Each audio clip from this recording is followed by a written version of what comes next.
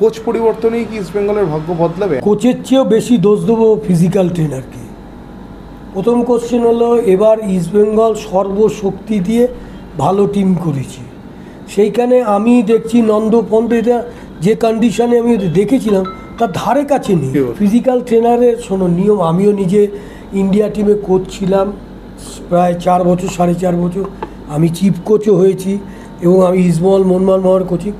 Physio বলবে যে এই প্লেয়ারটাকে তুমি খেলাও। কোচের হলো স্ট্র্যাটেজি, এটা কোচের ব্যাপার। সেইখানে আমার মনে হয়েছে এই ফিজিওকে এতদিন রাখা সবচেয়ে ভুল হয়েছে, কারণ কোচ ফিজিওর ওপরই নির্ভরশীল। কারণ কোচ ফিজিও বলে দেবে যে তোমার এই প্লেয়ারের এই ফিটনেস লেভেল, এত পয়সা দিয়ে তাকে এনেছে। আমি কোচের চেয়ে বেশি দোষ দেবো ফিজিওকে, কারণ এই টিমটার মধ্যে যারা এই তালাল ফলাল যারা এসেছে, গত বছর তো অনেক ভালো ফুটবল খেলেছি, নন্দ এরা, আমি তো তাদের ধারে কাছে খেলতে দেখছি, তার মনেই হচ্ছে টিমটা কোনো কন্ডিশন নেই।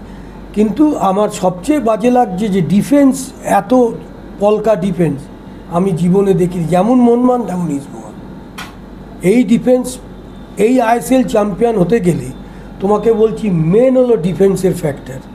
ডিফেন্স যদি ভালো খেলে তো আমার মনে হয় সেই টিমের অনেক অ্যাডভান্টেজ, যেটা মোহামেডানের ডিফেন্স অনেক বেটার খেলছে কম্পারেটিভলি ইস্টবেঙ্গল মনমান ডিফেন্সের চেয়ে, এবং মোহামেডান টিম অনেক দৌড়চ্ছে, যেটা তোমার ইস্টবেঙ্গল টিম দৌড়চ্ছে না।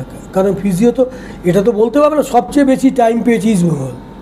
তা কোচ চেঞ্জ হয়েছে, এখন কে কোচ আসবে রাতারাতি তো সে আর ট্যাবলেট খাইয়ে খেলিয়ে দেবে না। মেন হলো যে ফিজিক্যাল ট্রেনার, যাকে আমার মনে হয় চেঞ্জ করা উচিত। ফিজিক্যাল ট্রেনারকে দিয়ে অন্তত 13-14 দিন এদের রগড়ানো দরকার, এরা ফিট নয়।